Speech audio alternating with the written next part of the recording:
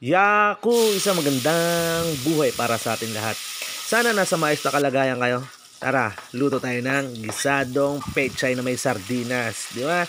Sa mga hindi nakakaalam, isa to sa mga paborito ko na napaka-basic lang lutuin pero napaka-sustansya, di ba? At saka alam ng alam to ng mga nanay at saka tatay ninyo kung paano lutuin to na napakasimple lang pero sobrang sarap niyan. At ito ang ating mga kasangkapan. Meron tayong kamatis, isang piraso lang kamatis, bawang, hinati ko lang din, at saka sibuyas. Ayan, mahal kasi ngayon yung mga pananggap eh. Itong sardinas ang sangkap natin, tsaka ginisa mix, siyempre ginisang sardinas nga eh, tsaka pechay eh, di ba? Yung pechay, 4 na tali lang yan, mura lang yan, 40 pesos. Tapos yung sardinas, medyo mahal ng sardinas ngayon eh, nasa 30. Yan dalawa, do 60. So, parang gumastos lang ako dyan ng 120 siguro. Yun lang ang akin tansya. Sa 120 may ulam ka na.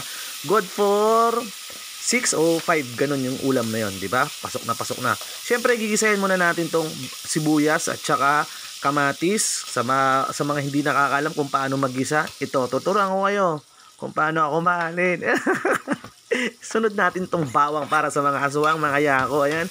Bahagya lang ang paggigisa. Kumbaga, paamoy lang naman ninyo. Pag naamoy na ng kapitbahay ninyo, ibig sabihin yan, ininex mo na ang dapat inex. Huwag mong susunugin, huwag mong iiwan. Pag iniwan mo yan, malulungkot yan ang ating ginisa. At ilalagay na natin tong ating sardinas. Ayan, 2 sardinas ang aking linagay para malasang-lasa talaga. Pwede naman isa, ayan. At saka pwede pala kayo maglagay ng itlog dyan, itlog at saka miswa. Sa mga hindi nakakalam, pwede kayo maglagay dyan, ha.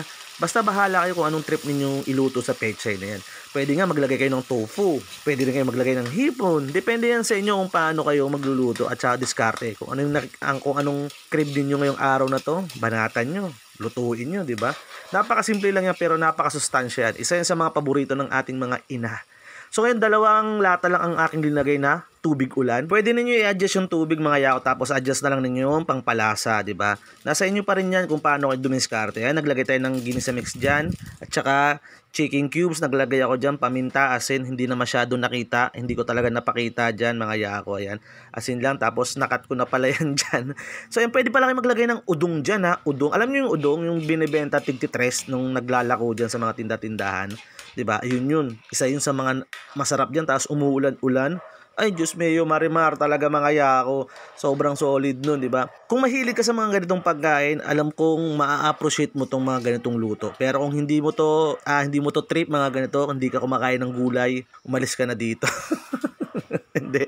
Joke lang yun. Panoorin mo, mali mo magustuhan mo, di ba? Hiniwa ko siya ng maliliit na ganyan. Pwede naman ninyo hiwain yung yung pechay na apatan lang, ganun. Ako kasi gusto ko parang ganyan lang. Ganyan talagang hiwa na gusto ko di ba? Ako lang hindi mo naman gusto. So ayun, halu-haluin lang natin yan. Parang luluto ako niyan, hindi ko masyadong ino-overcook. Ang lagi kong ginagawa niyan ay half cook lang.